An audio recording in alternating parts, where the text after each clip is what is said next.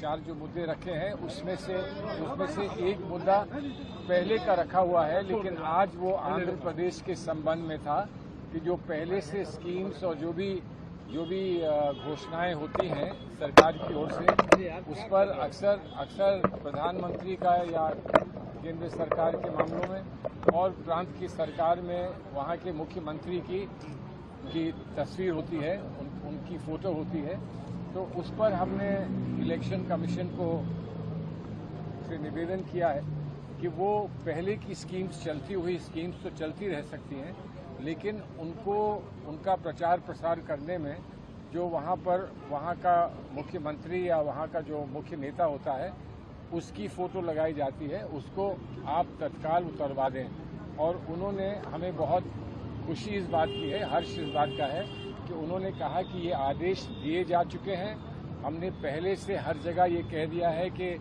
जहाँ जहाँ पर परिवर्तन करने की आवश्यकता है वो कर लें, संशोधन करने की आवश्यकता है एडवर्टीजमेंट में वो कर लें। और अगर हमारे संज्ञान में, उन्होंने कहा कि आपके संज्ञान में अगर कहीं पर ऐसा आता है कि अभी भी ऐसा हो रहा है तो उसको हमको सूचित करें, उस पर हम लोग तत्काल रोक लगाएंगे। उसी के साथ साथ हमने एक बात और स्पष्ट कर दी, हमने ये कहा है कि जो चलती हुई स्कीम्स हैं, जो वेलफेयर स्कीम्स हैं, लोगों के कल्याण की स्कीम्स हैं, उस पर कहीं कभी किसी की आपत्ति नहीं हो सकती है। कहीं ये ना कोई सोचे कि उन पर कोई रोक लगाने का कहीं दूर दूर तक प्रश्न है। लेकिन हाँ, नई स्कीम्स लागू नहीं की जा सकती हैं और इलेक्शन कमीशन ने स्वयं ये कहा कि नई स्कीम्स वो तो नहीं लागू हो सकती हैं, लेकिन पुरानी स्कीम्स में भी नए बेनिफिशियरीज को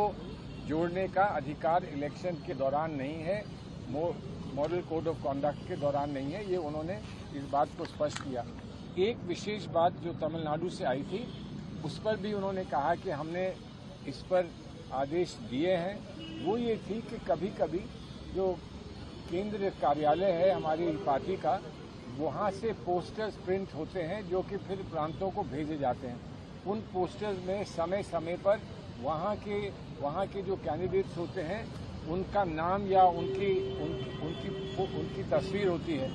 और वो अक्सर फिर उनके खाते में जमा कर दिए जाते हैं। उसका जो खर्चा है वो उनके खाते में इलेक्शन कमीशन डालता है। तो हमने कहा कि ऐसा ना करें, जहाँ पर हमारी पार्टी की ओर से